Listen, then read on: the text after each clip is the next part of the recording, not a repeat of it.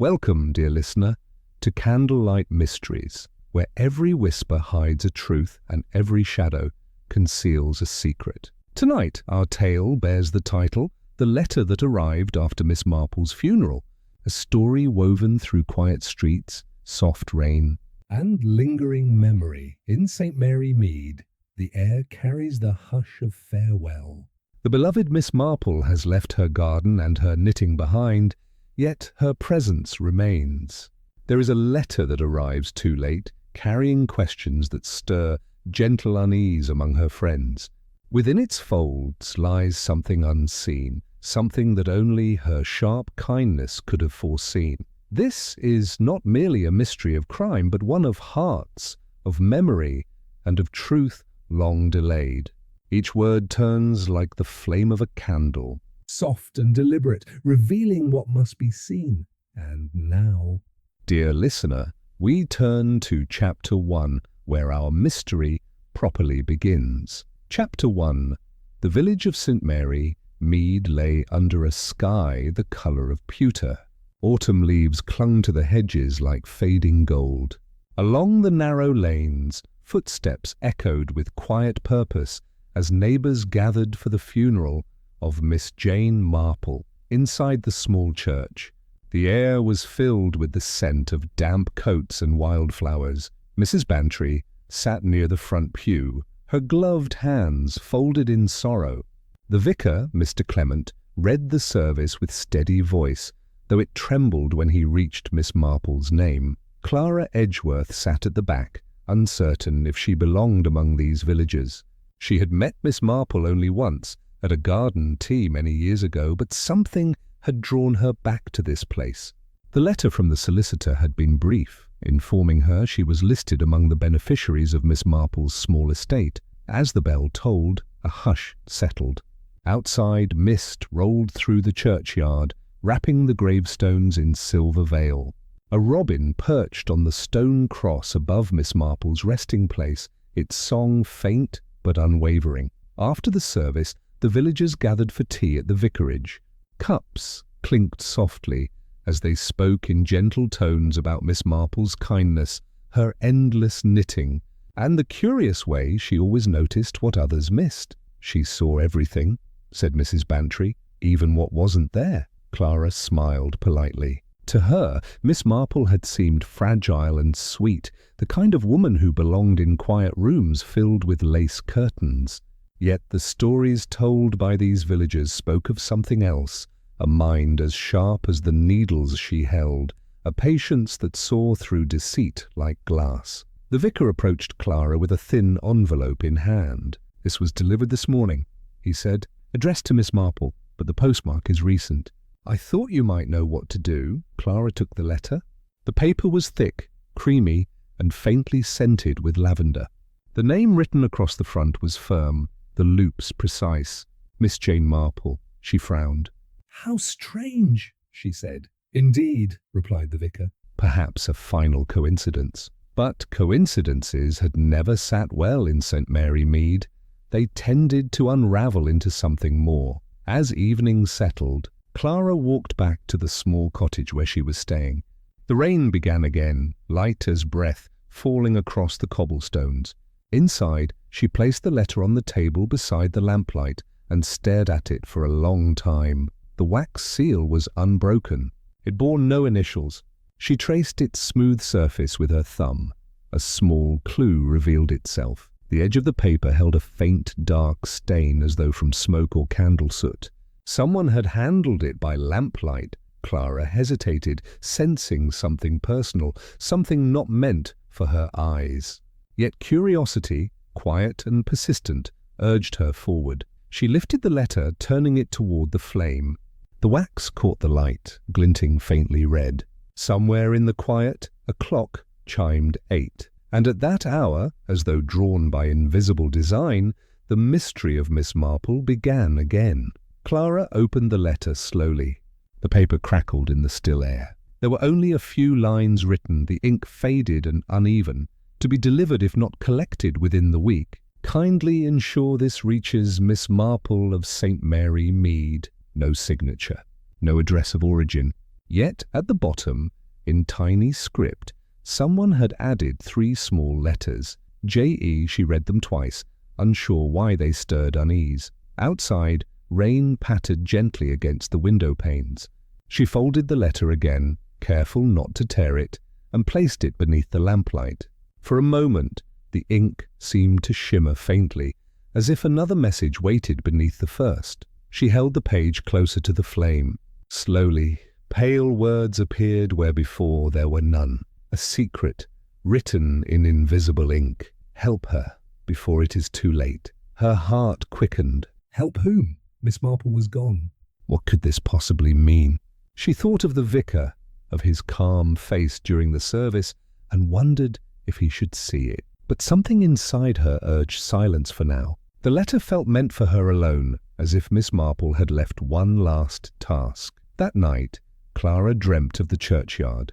The mist rolled between gravestones, and Miss Marple stood there, knitting needles in hand.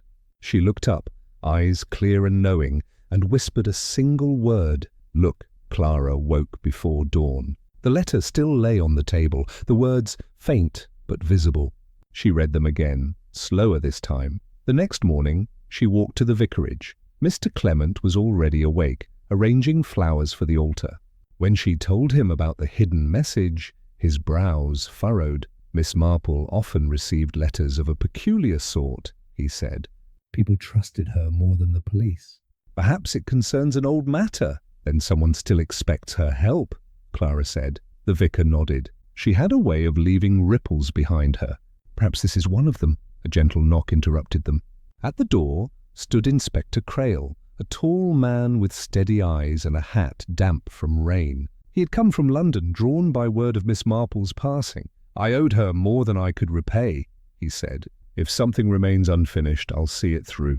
He examined the letter with quiet care. The initials J.E. puzzled him too. Someone close, perhaps, he murmured. Or someone she once helped. They agreed to keep the discovery private until they understood more. Clara tucked the letter safely into her handbag. As she left the vicarage, the clouds broke apart and sunlight spread across the wet lanes. She paused by the gate, glancing toward the churchyard. The robin still perched on Miss Marple's cross. It sang again, its tiny voice bright against the quiet morning. Clara smiled faintly. She felt, for the first time, that Miss Marple's story was not quite over. Chapter 2. The morning after her discovery, Clara sat by the vicarage window with a pot of tea untouched beside her. The letter lay open before her once more, its faint message glimmering when the sunlight caught the page. She traced the words with one careful finger, reading them aloud in a whisper. Help her before it is too late. The simplicity of the plea unsettled her. It sounded urgent, frightened, and deeply personal. Yet Miss Marple, now at rest beneath the churchyard elm, could neither help nor be helped. The question remained, who was her? Mr. Clement entered the room, his expression kind but distracted. You haven't eaten, he said softly. Mysteries are poor nourishment. Clara smiled faintly. You knew her well. Did she ever speak of anyone in trouble? The vicar thought for a moment. Miss Marple spoke often of human frailty, though rarely of names. She believed small deeds revealed large truths.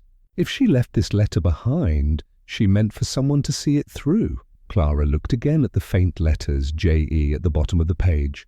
Someone else was involved, she murmured. Someone she trusted. The vicar's brow furrowed. Perhaps Inspector Crail can help. He was close to her work, in his way. Moments later, Inspector Crail arrived, his heavy coat dark with rain.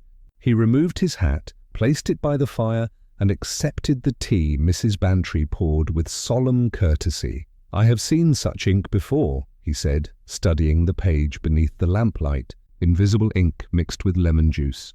A common trick among those wishing to conceal words from prying eyes.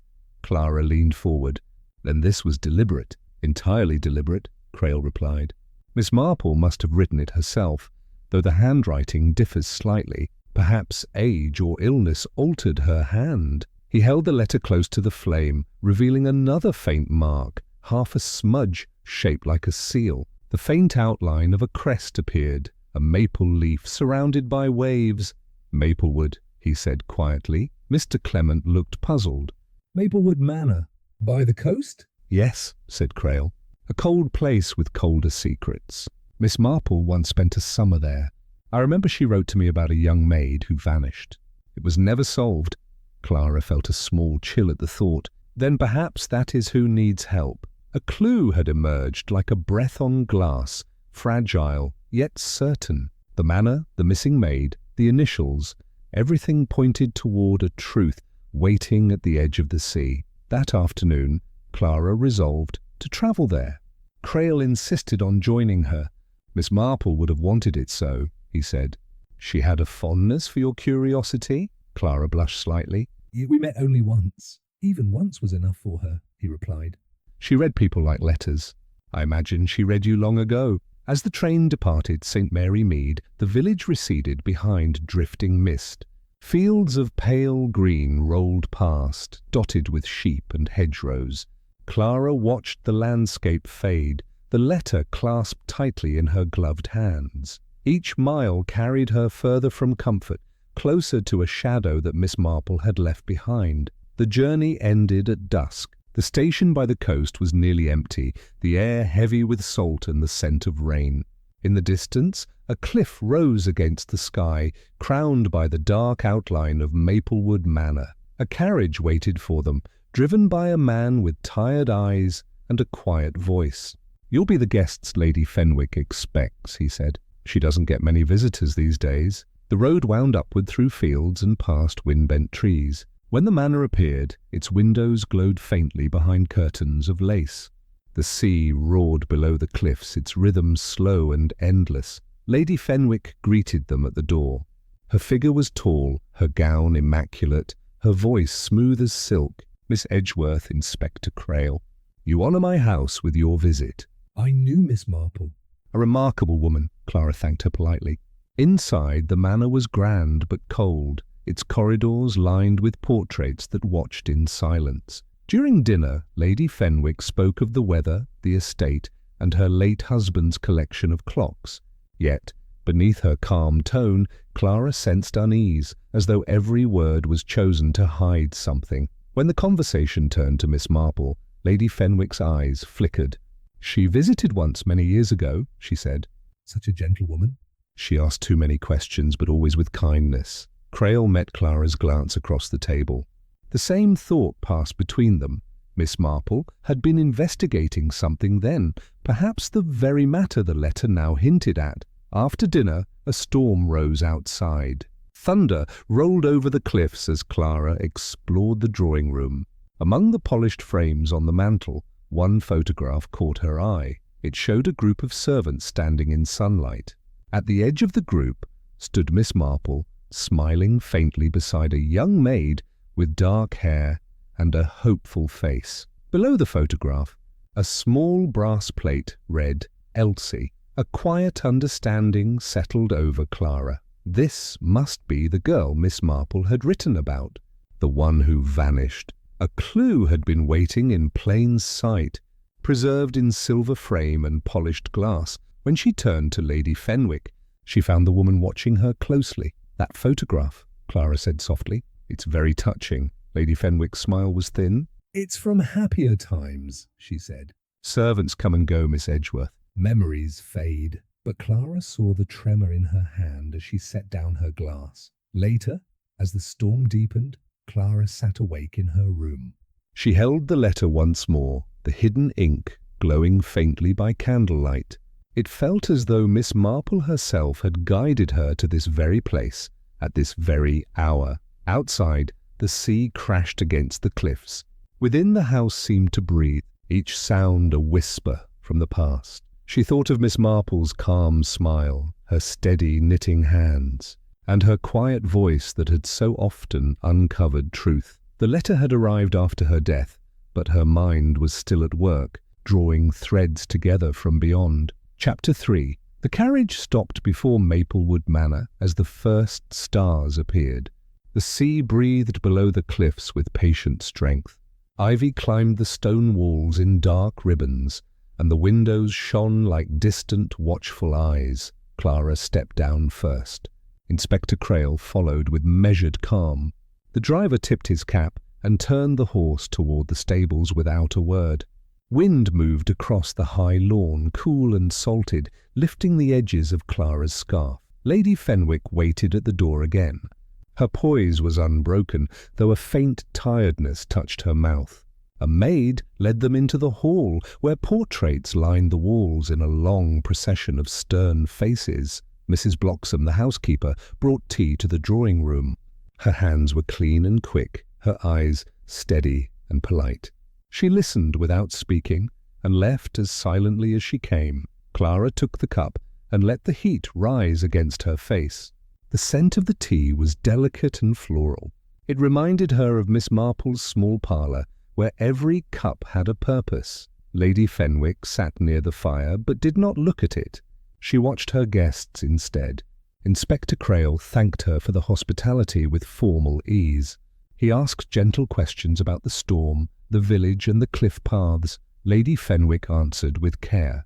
She mentioned the estate's challenges and the isolation the family had accepted. She spoke of Mr. Fenwick's clocks again, each one maintained with almost devotional attention. Clara's gaze moved to the photograph on the mantel. The young maid's smile was bright and unguarded. Miss Marple stood near her with a soft expression, part of the group yet somehow outside it. Clara asked about the photograph. Lady Fenwick said it had been taken during a summer fête. She said the maid named Elsie had left for London soon after.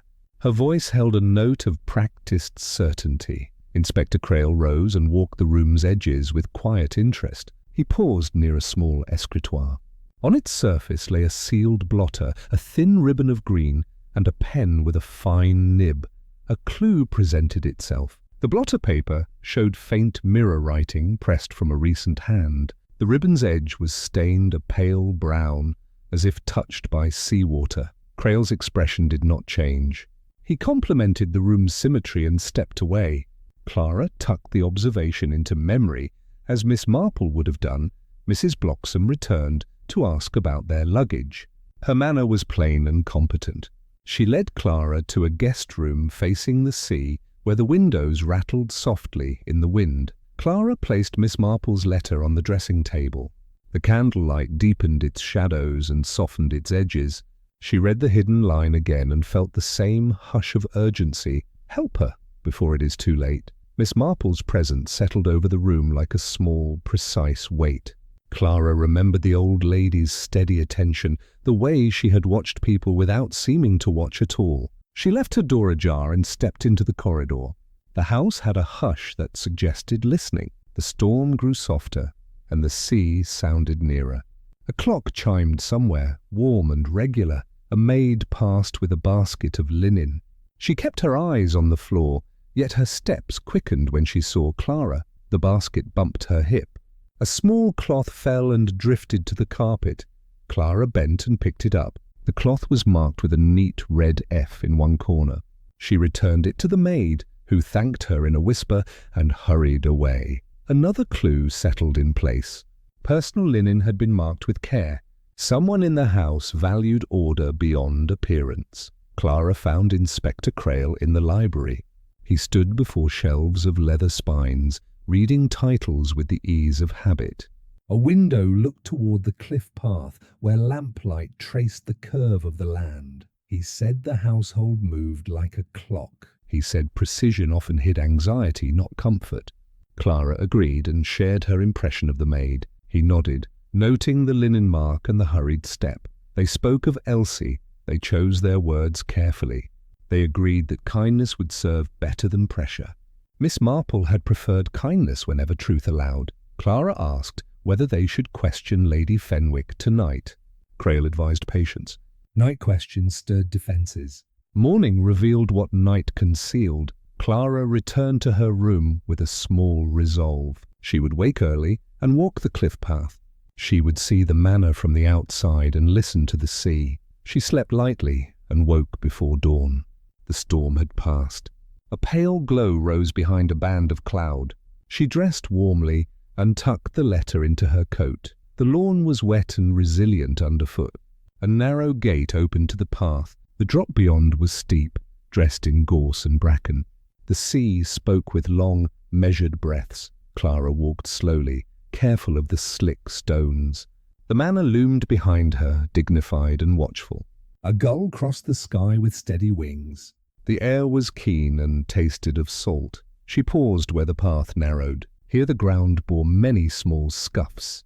Boots had turned, paused and returned, again and again. She knelt and touched a mark. The soil was pressed recently. A precise observation revealed itself. Someone used the path often but did not go far. They came to the brink and stopped. Perhaps they watched the water. Perhaps they hid a thought there. Clara stood and drew her coat close. In the quiet, she felt Miss Marple's presence like a quiet nod. Patience, the feeling said. Kindness and very open eyes. She returned to the manor with the sun's first edge rising. The windows brightened in mild gold. Smoke lifted from a distant chimney in a thin, straight line. Breakfast was laid in a pale morning room. Toast cooled on silver racks. Marmalade gleamed in a small glass jar. Lady Fenwick entered with unhurried grace and greeted them with careful warmth. Inspector Crail poured the tea. He asked whether the cliffs were safe after the storm. Lady Fenwick said the ground shifted after heavy rain. She said she warned staff to keep to the gardens. Clara mentioned the path's charm and the view. A brief silence followed before Lady Fenwick spoke again. She changed the subject to local markets and deliveries. Mrs. Bloxham set down a dish of eggs and withdrew. As she turned, Clara noticed a narrow bandage on the woman's wrist. It peeked from her cuff and vanished again. Another clue surfaced with quiet significance. A fresh bandage told a recent mishap. It might reveal more than anyone intended. Lady Fenwick tasted the marmalade and left her spoon beside the jar. She glanced at the clock and suggested a tour of the rooms. She wished them to admire the music room and the conservatory. Clara agreed and kept her expression gentle. Miss Marple had once said that pride prefers admiration to inquiry. Clara felt that truth here. Steady as the tide, they rose and the tour began. The music room held a grand piano with a closed lid. Framed scores lined the wall with neat spacing. The carpet showed faint wear in a semicircle near the bench, as though someone paced while listening. Lady Fenwick pointed out a watercolour of the bay. She described the artist as a friend of her late husband. Her voice was steady, but her eyes drifted to the door as if measuring time. Inspector Crail praised the room's restraint. He asked whether the piano was often played. Lady Fenwick said not lately. She said the household had quiet tastes. Clara crossed to a side table where a cut glass vase held white roses. A few petals had browned at the edges. The water was fresh. Someone cared for appearances but missed small fatigue. A simple observation offered balance. People who feared judgment polished surfaces first. Truth peered out at the edges, less tended and more honest. They moved to the conservatory, warm and fragrant with damp earth. Orchids stood like pale lanterns above glossy leaves. Lady Fenwick paused among them with a look that held both pride and worry. Clara bent to a pot where soil had been recently disturbed. A small label read Elsie's lily in faded ink. The stem had been cut clean near the base. Lady Fenwick noticed her attention and spoke with lightness. She said a fungus had spoiled the plant. She said the gardener removed what remained. Inspector Crail looked out through the glass at the lawn. He said he admired the gardener's neat borders. He asked whether the staff had served long. Lady Fenwick replied that loyalty was valued here. They passed into a narrow corridor that smelled faintly of beeswax and old books. At its end stood a small locked door with a keyhole worn from use. Lady Fenwick said it led to old stores and papers. Clara asked if Miss Marple had ever been shown those rooms. Lady Fenwick said she did not recall. Her tone was carefully neutral. Her hand touched the wall as they turned away. They reached the servants' hall. Morning was in full motion.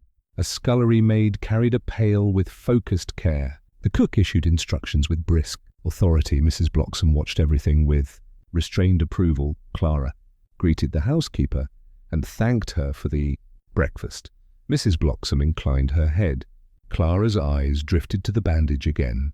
She asked if the storm caused trouble in the night. Mrs. Bloxam said a shutter banged loose.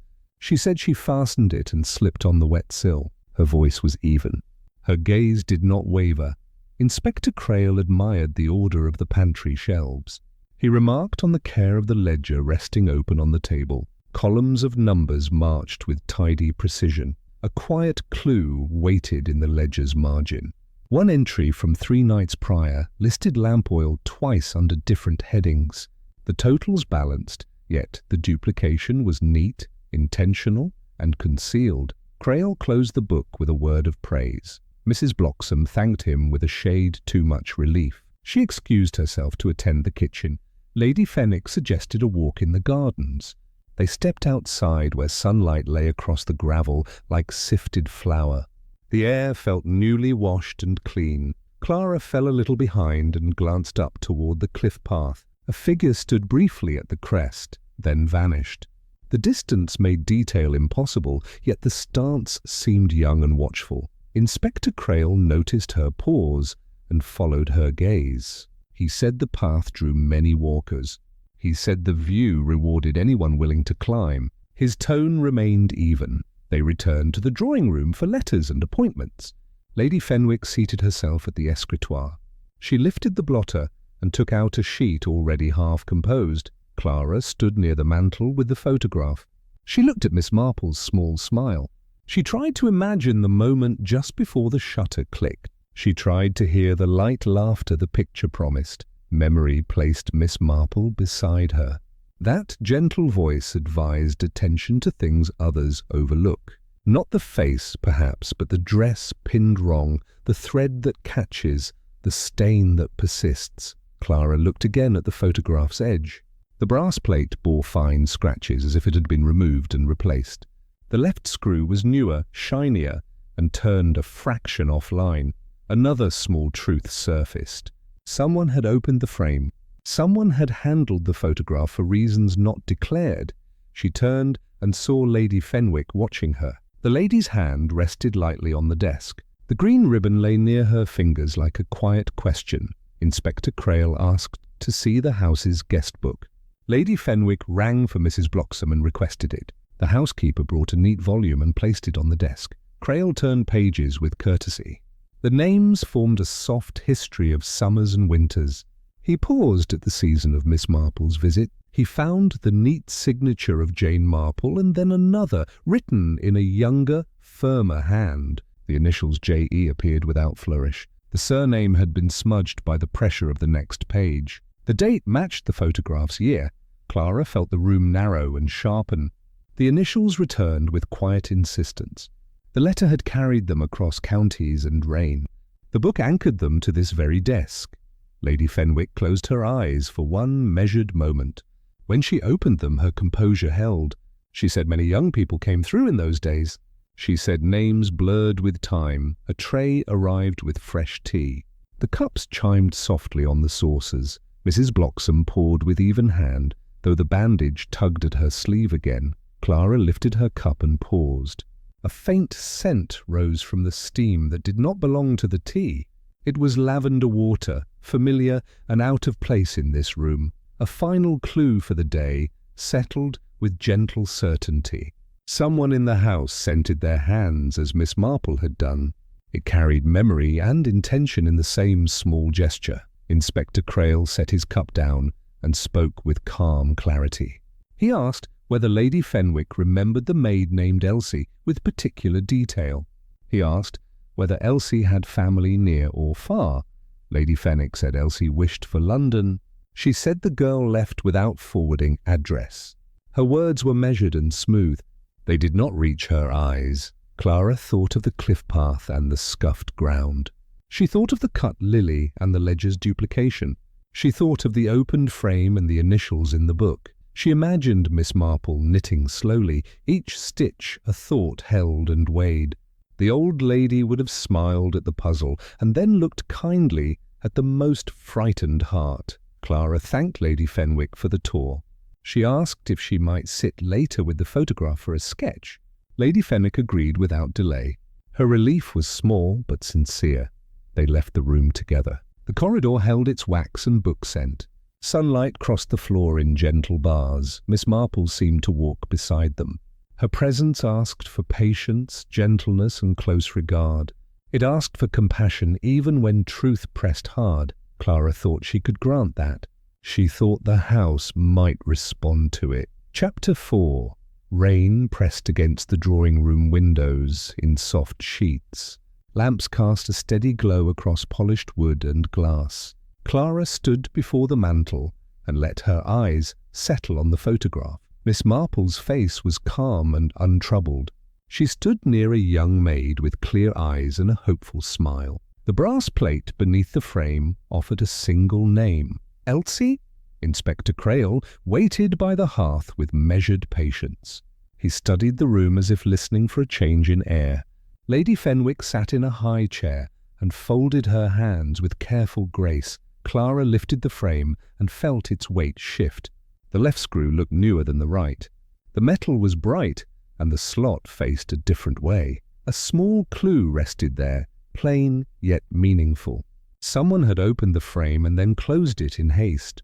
The tiny misalignment spoke more loudly than a confession. Mrs. Bloxham entered with a tray of biscuits. She set it down and stood ready to pour tea, but Lady Fenwick waved her away with a faint smile. The housekeeper's eyes flicked to the photograph and then to Clara. Clara asked if she might sit near the window for better light. Lady Fenwick agreed with poised courtesy. Inspector Crail remained standing, the fire at his back and his attention steady. Clara turned the photograph slightly. The reflection shifted and revealed a fine crack along the glass at the lower corner. It hid beneath the frame's lip, almost invisible from the front. She said the glass had a flaw.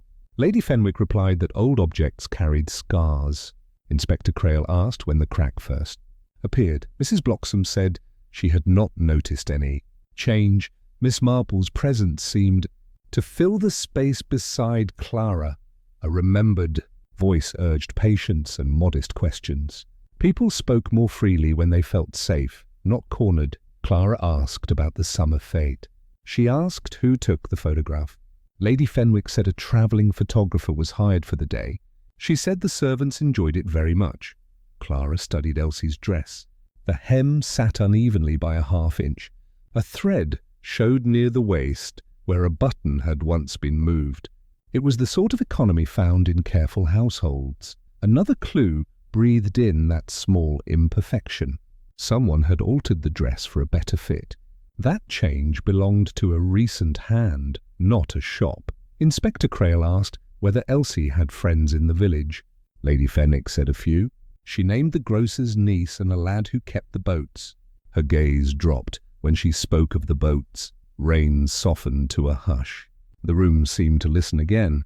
Clara felt the sea's pull beneath the cliff like a watchful heart. She asked where Elsie slept. Mrs. Bloxham answered before the lady could speak. She said the attic wings were for maids. She said the view was poor, but the rooms were warm. Crail asked to see the attic corridors after tea. Lady Fenwick nodded and placed one hand over the other. Her ring turned slightly and caught the lamplight. Clara's eye returned to the frame. The paper mount had the faintest discoloration along one inner edge. The mark resembled the ghost of a fold, as if something thin had once been tucked behind the photograph. A third clue settled into place with quiet weight. The frame had held more than a picture. Whatever had rested there was now gone. Miss Marple's memory offered a gentle reminder. People hide precious things where they can be admired. A secret may stand in plain view if the wrapper pleases the eye. Clara asked whether Miss Marple had ever admired the photograph. Lady Fenwick said often. She said Miss Marple liked cheerful faces and frank smiles. The words sounded right, yet the tone felt careful. Inspector Crail took a place at the escritoire and opened a small notebook. He wrote a few lines with a plain pencil. The scratch of graphite underscored the steady hush of the rain. Mrs. Bloxham gathered the tea things. Her bandage brushed the tray's rim and shifted. Clara saw a thin purple edge beneath the linen. It suggested a bruise that came before the fall. Clara thanked her for the biscuits. The housekeeper gave a short nod and left. The door closed without a sound. Clara fixed the frame back on the mantel with gentle care. She aligned the brighter screw, but did not force it straight. Its misdirection felt truthful, and truth should be left visible. Lady Fenwick rose and touched the arm of her chair. She said the storm would pass by evening. She asked whether her guests required anything for comfort. Clara asked for a quiet hour in the library. Inspector Crail requested a word with the gardener later. Lady Fenwick granted both with a smooth, cool smile. Clara stepped back and watched the room breathe again. The photograph caught the lamp's glow and gave it back softly. Miss Marple's small smile held its secret calm. Part B, 900 words. The attic corridor smelled of soap and dry timber. A narrow window gave a slice of grey sky and a corner of restless sea. Inspector Crail walked ahead, his steps even on the boards. Mrs. Bloxam unlocked a door with a brass key.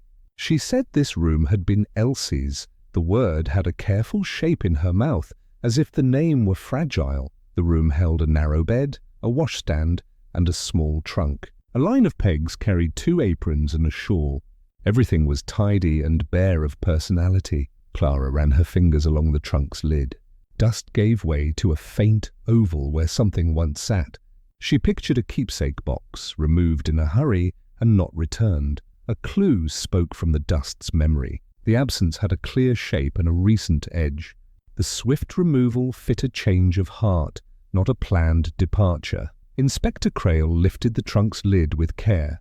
Wrapped inside lay a folded apron, a mended collar, and a little paper packet. He opened the packet and found 3 hairpins and a faded bus ticket. He said the ticket was stamped for a town inland, not London. Mrs. Bloxam said many girls changed routes at the last minute. Her voice did not change, though her hands tightened on the key. Clara studied the washstand.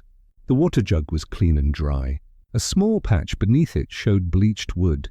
The jug had been set down wet, often and recently, by the same careful hand. Another observation settled with quiet certainty. Elsie had kept a routine right to the end. People who flee in fear do not polish habits on the last day. Crail found a loose board near the window. He lifted it with his penknife and revealed a shallow space. Inside lay a folded scrap of paper scented faintly of lavender. Clara read the neat writing. The letters were small and steady like Miss Marple's when she took her time. The message said only this: "Trust the plainest person in the room." Miss Marple appeared in that line with comforting clarity. Her voice crossed the years and the floorboards with ease. She had passed along a rule that never failed her. Mrs. Bloxam watched them read without a word. Clara asked when the room had last been cleaned. The housekeeper said 2 days ago. She said the household respected order. Inspector Crail replaced the board. He thanked Mrs. Bloxam for her help. He asked if anyone had called on the servants during the storm. She said no, not since the fishmonger on Tuesday. They returned to the stair. The corridor held the steady quiet of work, done, and work, waiting.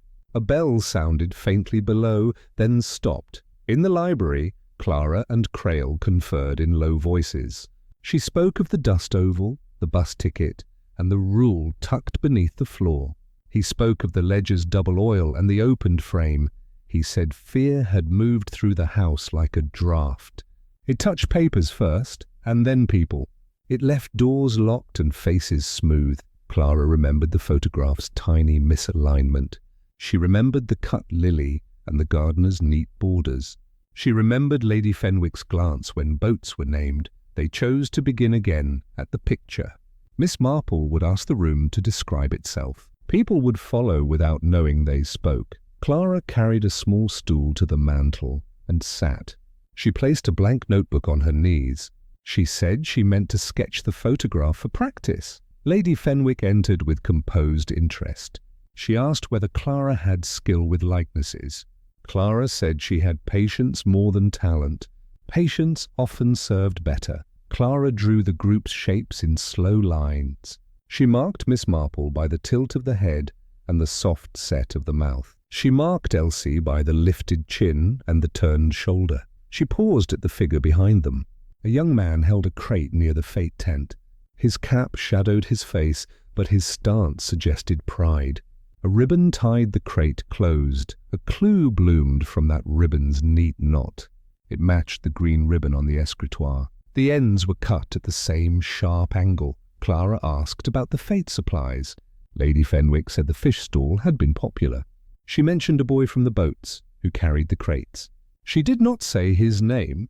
Inspector Crail warmed his hands at the fire and said he admired the coastal trade. He asked if the boy later joined the staff. Lady Fenwick said no. Her answer came too swiftly. Mrs. Bloxham entered with a letter for the lady. The seal was plain. The paper was damp at the edges as if carried through mist. Lady Fenwick thanked her and slipped it into a drawer. Clara traced the drawn ribbon and thought of the ledger's double oil. Lamp oil and fish oil shared a kinship of scent and purpose. Both could mark hands and stain ribbon. Miss Marple's remembered counsel, pressed gently. Patterns appear when unkind chance repeats with too much neatness. Seek the hand that prefers arrangement to honesty. Clara asked if she might clean the frame's glass for a clearer sketch. Lady Fenwick hesitated, then agreed. Mrs. Bloxham produced a cloth and stood by while Clara lifted the frame. Clara wiped the glass with slow strokes. Moisture cleared, and the lower corner showed its thin crack. Along the inner edge, a tiny fibre clung where the mount had once lifted. She said she had found a thread. It was pale green, no wider than a hair. She set it on her notebook like a fragile stem. A final clue for the day, settled with soft assurance. The thread and the ribbon spoke the same language. They linked the picture to the desk and the desk to recent hands. Lady Fenwick's poise held, but her gaze moved to the window. The sea brightened under a break in the cloud. The room seemed to grow cooler by a degree. Clara returned the frame to the mantel. She aligned the screws as before and stepped back. Miss Marple's small smile met her with quiet approval. Inspector Crail thanked Lady Fenwick for her patience. He asked leave to visit the gardener's shed. She agreed and rang for a coat. Clara closed her notebook. She felt the house yield a fraction like a door that sticks less with each try. Kindness had loosened something that pressure could not move. Miss Marple's presence seemed to nod again. Trust, the plainest person in the room. Trust the thread that asks to be followed. Clara felt ready to follow it further. Chapter 5. Night fell with a hush that felt deliberate. The manor dimmed one lamp at a time until only the corridor lights glowed faintly against the velvet dark. Rain tapped the roof, and wind brushed the windows with soft insistence. Clara sat awake by the fire in her room, the photograph sketch open on her lap. Her pencil rested still, her thoughts restless. The thread of green she had placed in an envelope lay beside her teacup. She could hear the sea faintly, its steady voice against the cliff. It was a sound Miss Marple once called the patience of the world. When the clock struck 11, a door clicked somewhere beyond the corridor. A board creaked under measured weight. Clara rose, her bare feet soundless on the rug. She opened her door a fraction and looked out. A small lantern moved down the passage, the flame low and careful. The light swayed with each step. The figure carried it close to the chest and paused by the stairs. Clara could not see the face, only the curve of a shoulder under dark cloth. The person turned toward the west wing where the study and escritoire stood. A clue presented itself in silence. Whoever walked that hall knew which rooms to visit. It was not the uncertain path of a servant. It was the route of one accustomed to privacy. She slipped into the corridor and followed at a distance. Her heart beat steadily, not fast, but alert. Miss Marple had once said that courage and curiosity were sibling. Only intention made them differ. The figure reached the study door, unlocked it, and went inside. The lantern's glow brightened, then dimmed as it was placed on the desk. Clara reached the threshold and waited. Through the narrow crack, she saw the escritoire open and papers spread. The hand that moved through them was thin and elegant. Lady Fenwick's profile caught the light. Her expression was tense, the calm mask replaced by something sharper. She searched through a folder of letters, pausing when one page crackled. Clara's breath caught. She remembered Miss Marple's words about people who feared discovery. They moved quickly, but their eyes never left the door. Lady Fenwick removed a folded sheet and fed it to the fire. The paper curled, darkened and vanished.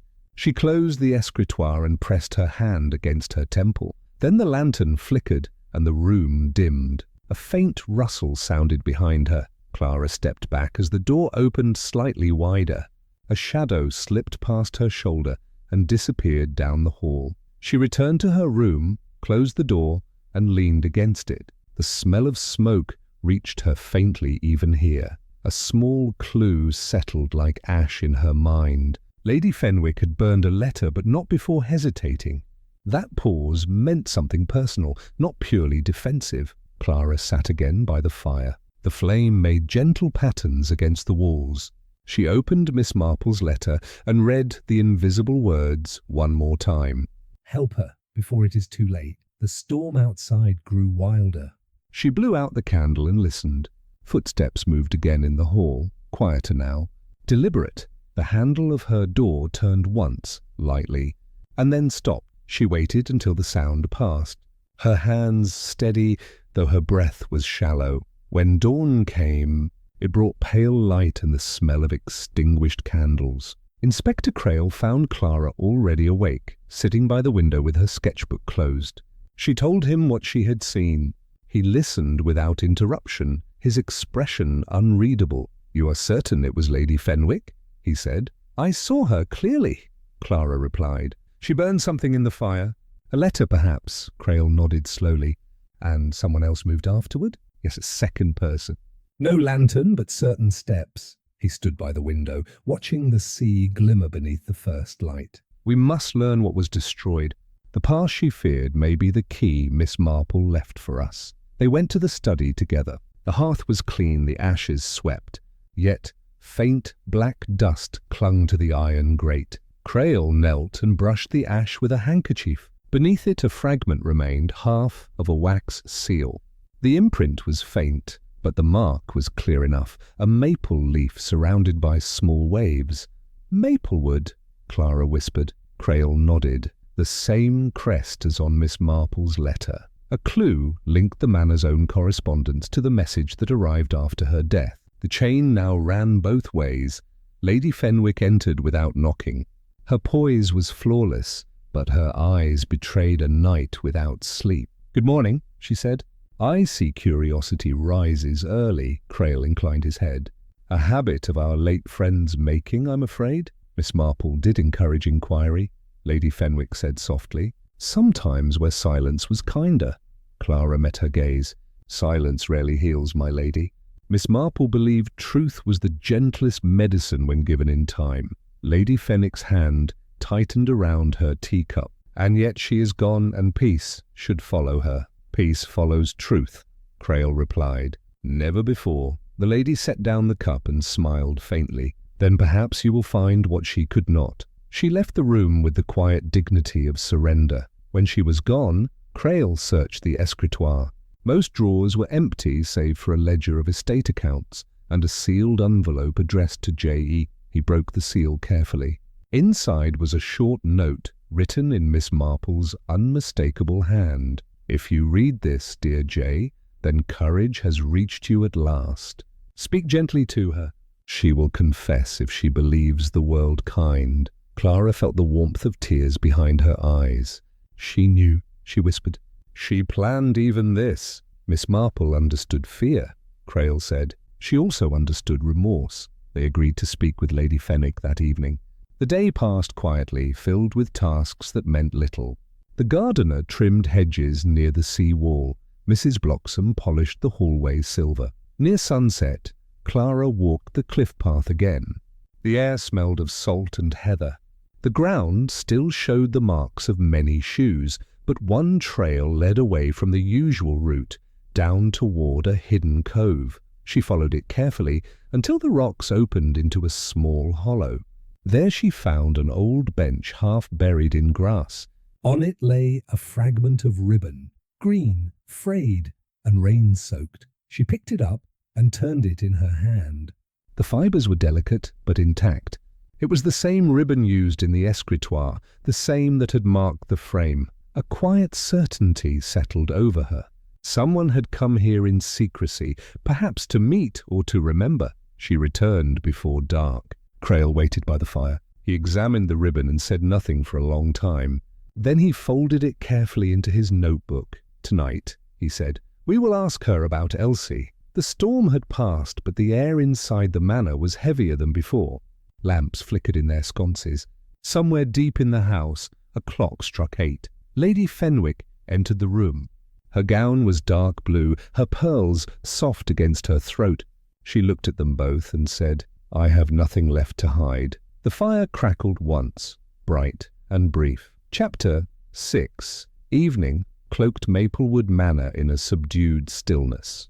The rain had stopped, but mist lingered along the edges of the lawn. Lamps glowed faintly in their sconces, their light forming halos against the damp walls. Lady Fenwick stood by the conservatory doors, her posture tall yet weary. The orchids behind her drooped slightly, their petals pale and translucent. A single candle burned on the table beside her, its flame steady. Inspector Crail entered first, followed by Clara. Neither spoke. The sound of their steps was muffled by the thick rug. Lady Fenwick gestured to the chairs opposite her and waited until they sat. "I understand," she began quietly, "that you have questions." Miss Marple always left questions in her wake. It was her art. Clara met her eyes. "Sometimes questions are the only way to kindness." The faintest curve touched Lady Fenwick's lips. She said something like that once. The conservatory windows reflected their shapes in the dark glass. Beyond them, the sea rolled with slow persistence. The rhythm of its waves seemed to breathe through the walls. Inspector Crail opened his notebook, but did not write. "You burned a letter last night," he said.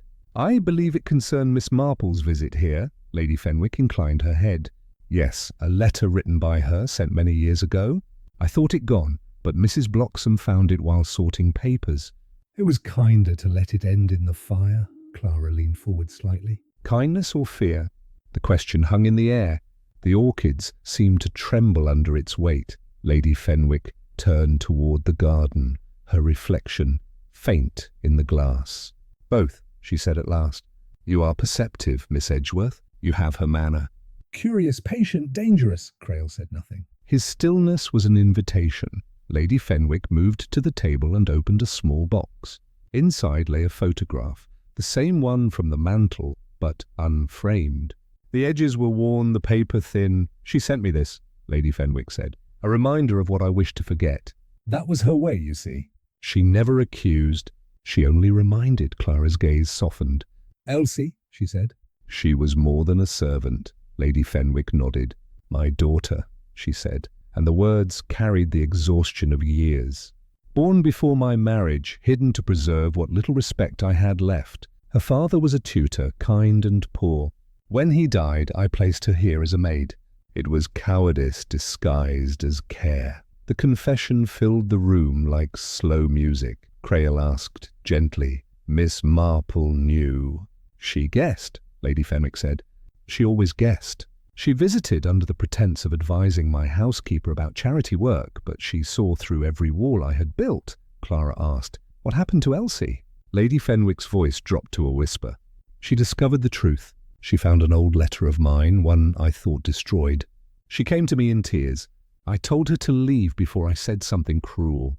That night, she went to the cliffs. A pause followed, long and hollow. I searched until dawn." Lady Fenwick continued. "The tide was high. Her shawl was found near the bench. I told everyone she had gone to London. Miss Marple never believed it. She wrote to me every year, always with the same question, 'Have you forgiven yourself yet?' Clara's hands trembled slightly. "The letter that arrived after her funeral," she said softly. "It bore the same crest as this house. She wanted you to speak before it was too late." Lady Fenwick closed her eyes. "I could not." "Now perhaps I can." Crail stood by the candle, his face grave but kind. "Truth restores order, my lady." Even when the heart trembles, a faint sound drew their attention, a creak near the conservatory door. Mrs. Bloxham stepped forward, her eyes downcast. "Forgive me," she said quietly. "I should not listen, but I must. I was with Elsie that night. Lady Fenwick turned sharply, her breath catching. You? Mrs. Bloxam nodded. She told me she had learned everything. I begged her to stay. She said she would return by morning. I waited, but she never did. Clara rose slowly. You kept a secret all these years. I thought it was mercy, Mrs. Bloxam said. Perhaps it was fear. The candle flickered, and the mist outside thickened until the glass turned opaque. Lady Fenwick covered her face with one hand. I thought silence would keep her close. Instead, it kept her lost. Crail closed his notebook and said softly, Then Miss Marple has done her work. She has given you the chance to speak. The air seemed lighter. The candle's flame steadied again. Lady Fenwick looked at Clara. She sent you for this, she said. Not to accuse, but to listen. Clara nodded.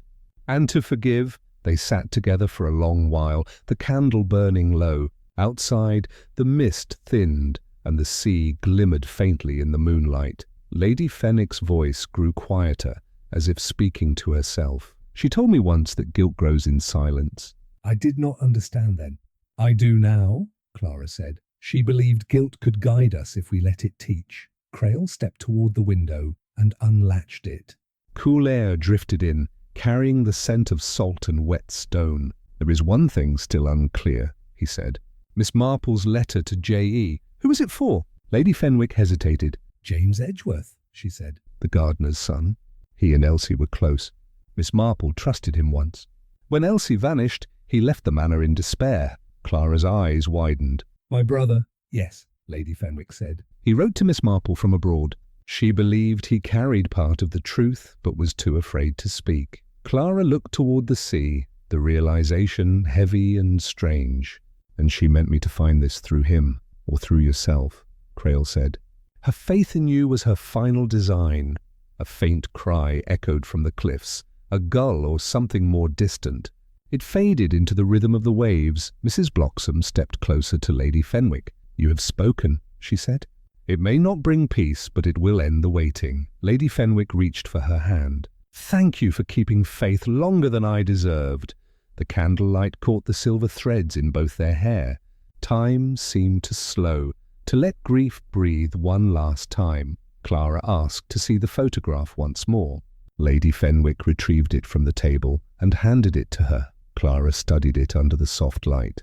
Miss Marple's eyes, even in the faded image, seemed alive with patience. Elsie's smile carried youth untouched by fear. Miss Marple knew that truth without gentleness becomes cruelty, Clara said. That is why she waited until now, Lady Fenwick nodded.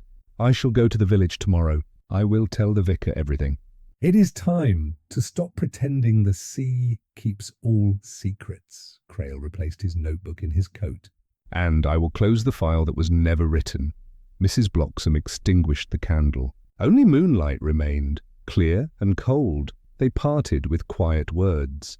The corridor beyond the conservatory seemed longer than before, but lighter too. Clara paused near the staircase. The clock struck once, the sound deep and clear.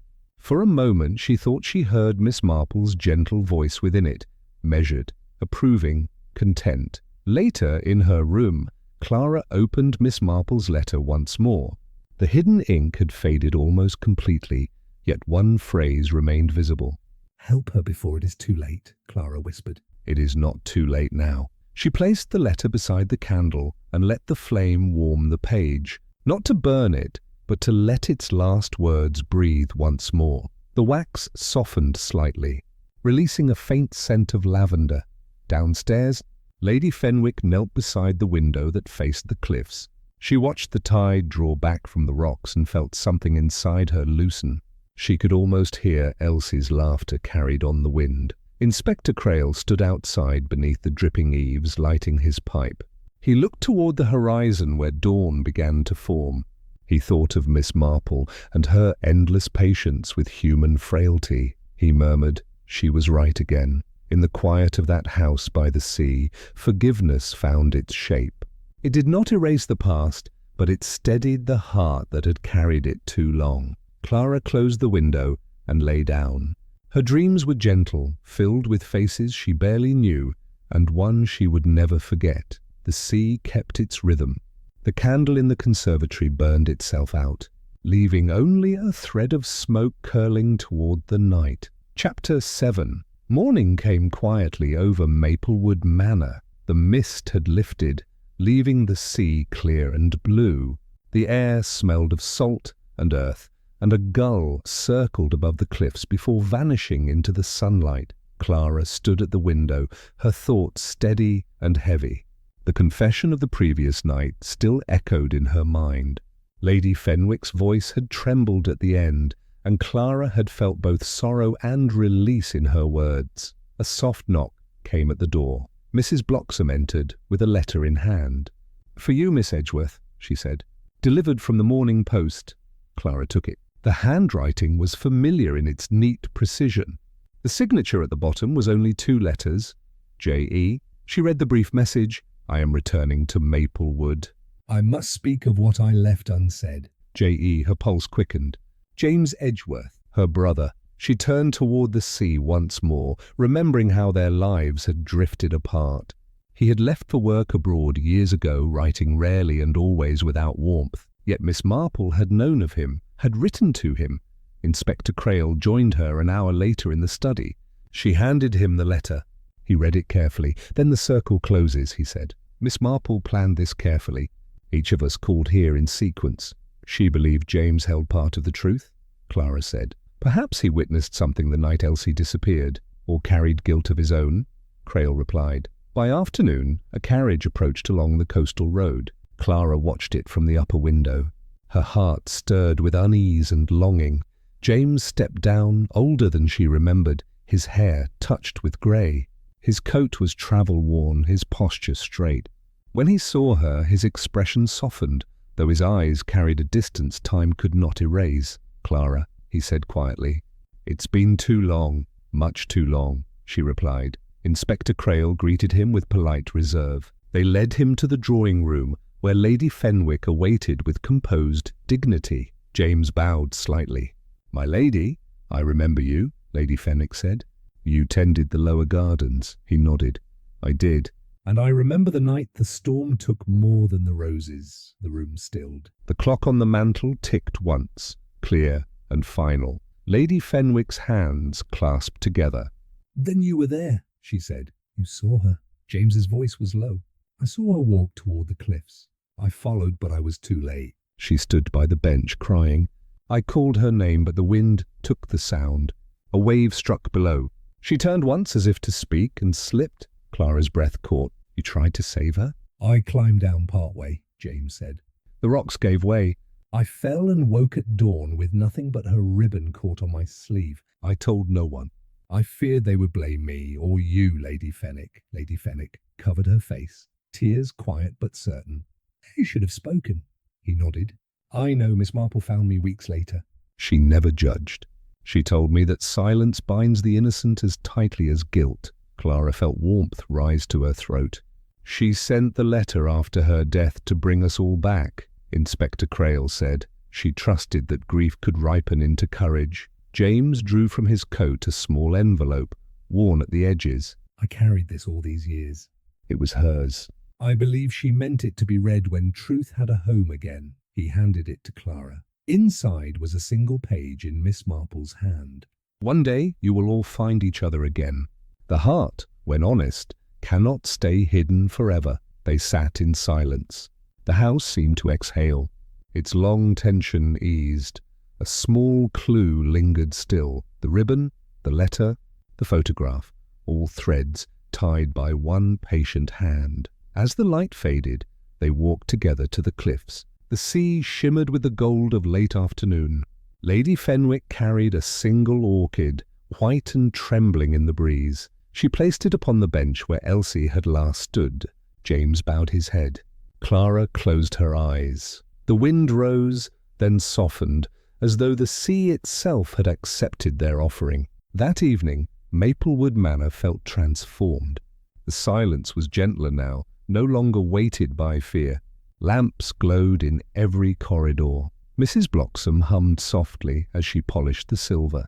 Lady Fenwick dined with her guests in the small parlour. The conversation was careful at first, then warmed by memory. She spoke of Elsie's kindness, her laughter, her love for the sea. I see her now in every morning, Lady Fenwick said. In the way light falls on the glass. James listened, his face softened by regret and relief. She was never angry, he said. Even when life was cruel, she forgave it. Clara smiled faintly. Miss Marple would have said the same. Forgiveness is the final wisdom. Inspector Crail raised his glass. To Miss Marple, who taught us all that truth and mercy are best served together. They drank quietly. The rain began again outside, gentle this time, washing the windows like benediction. After dinner, Clara found herself alone in the library. The air smelled faintly of wax and salt. The photograph still rested on the mantel, now restored to its frame. She stood before it, tracing each face with her eyes. Miss Marple calm and watchful, Elsie bright and unguarded. The young gardener in the background, her brother, half hidden yet always there. She touched the brass plate, now polished. The small crack in the glass caught the lamplight. She did not mind it. Imperfections made truth believable. A faint memory rose. Miss Marple in her garden, knitting beside the window, saying softly, "People are puzzles, my dear. But not all puzzles are meant to be solved. Some are meant to be understood." The fire crackled. Clara smiled. James entered quietly behind her. "She was cleverer than all of us," he said. "She was kind," Clara replied. That made her clever. They stood together in companionable silence. Inspector Crail joined them, his coat already on. "I'll leave for London in the morning," he said, "but I'll remember this place. It holds proof that peace can live beside sorrow." Lady Fenwick came to the doorway. "Miss Marple would have approved of you, Inspector," she said softly. "She already did," he replied. "She once told me I would find truth when I stopped hunting for guilt." He bowed, then turned to Clara. "And you, Miss Edgeworth, carry her lessons forward." "She trusted your eyes," Clara nodded. "I will." The clock struck 9. The sea beyond the window gleamed faintly under the moon. Later that night, after all had gone to rest, Clara returned once more to the conservatory. The candle Miss Marple once gifted Lady Fenwick still stood by the window. She lit it, and its small flame filled the room with a tender glow. The orchids swayed gently in the breeze. The scent of lavender lingered in the air. Clara whispered, "We did it, Miss Marple." Your letter found its way. The flame flickered once, bright and clear, as if in answer, and in that quiet moment, the house seemed to settle into peace at last. Chapter 8. The train to St. Mary Mead pulled through soft morning fog. Clara sat by the window, the letter from Miss Marple resting safely in her gloved hands. The journey back to the village felt both ending and beginning. The countryside rolled past, calm and familiar, washed in pale light. Inspector Crail had remained behind at Maplewood to settle final matters. Lady Fenwick's confession would close the old case quietly. James had promised to write before leaving for the north. The truth was at peace now, yet Clara carried one last mystery still sealed. The envelope had been found among Miss Marple's personal papers by the vicar. He had pressed it into Clara's hand before she left. "She wished this to be opened at home," he had said. "Her home, and perhaps now yours." The postmark was faint. The paper was thin and delicately folded. Clara traced the name written in that neat, familiar hand, Miss Clara Edgeworth, St. Mary Mead. The train slowed as it neared the small village station. Beyond the hedges lay the spire of the church, the rows of tidy cottages, and the garden Miss Marple once tended with unhurried care. Clara stepped down from the carriage, the cool air filled with the scent of rain and earth. Mr. Clement awaited her with a kindly smile. "Welcome home, Miss Edgeworth," he said. "Home," she repeated softly. "It feels as though she is still here." They walked together to the vicarage. Mrs. Bantry had prepared tea and cakes, just as Miss Marple liked. The sitting room looked unchanged. Lace curtains, soft chairs, and the faint ticking of a clock shaped like a cat. When they sat, Clara placed the unopened letter on the table. "I think she wanted this to be read here," she said. Mr. Clement nodded. Miss Marple believed in the right setting for truth. It matters where words are heard. Clara broke the seal carefully. Inside was a single page, written in her gentle, even script. "My dear Clara, by the time this finds you, I shall have finished my small part in the pattern. I have left threads for others to weave, for I trust kind hearts more than clever minds. I believe you will follow the path with both. When you see Lady Fenwick, remind her that forgiveness is never a gift we give others. It is one we grant ourselves first. Tell Inspector Crail that puzzles do not end, they rest. And if you see your brother, tell him that truth never leaves home. It only waits for the right knock upon the door. As for you, my dear, keep your eyes gentle. The world will always show its secrets to those who look with kindness. In such eyes I place my faith. Yours ever, Jane Marple. The ink ended with a small flourish, her signature steady and sure. Clara's breath trembled as she read. The words felt alive as if Miss Marple had written them that very morning. Mr. Clement smiled softly. She trusted you more than anyone knew. She trusted everyone's goodness, Clara said. That was her way. Outside, the church bell chimed noon. The light through the window turned warm and golden, settling on the letter as though blessing it. Clara folded the page and pressed it to her heart. The faint scent of lavender rose from the paper. Soft and familiar, Miss Marple had guided them all, even beyond her own farewell. That evening, Clara walked through St. Mary Mead alone. The cobbled paths glistened from a brief shower. Children's laughter echoed faintly from the green. The air carried the calm of ordinary life, the kind Miss Marple had loved most. She passed the small post office where the mysterious letter had first arrived. The postmistress waved from inside, her eyes bright with curiosity. "All settled now, dear?" she called. "All settled," Clara replied with a smile. Thanks to her. At the churchyard, the elm tree swayed gently in the twilight. Miss Marple's grave lay beneath it, marked by a simple stone. Jane Marple, beloved friend and observer of heart. Clara knelt and laid a single white flower beside the stone. The evening breeze carried the faintest whisper through the branches, like the rustle of knitting needles at rest. "She saw us clearly," Clara said softly, "and she forgave us all the same." The robin that had perched there on the day of the funeral returned, hopping lightly along the stone. It chirped once, sharp and bright, then settled in stillness.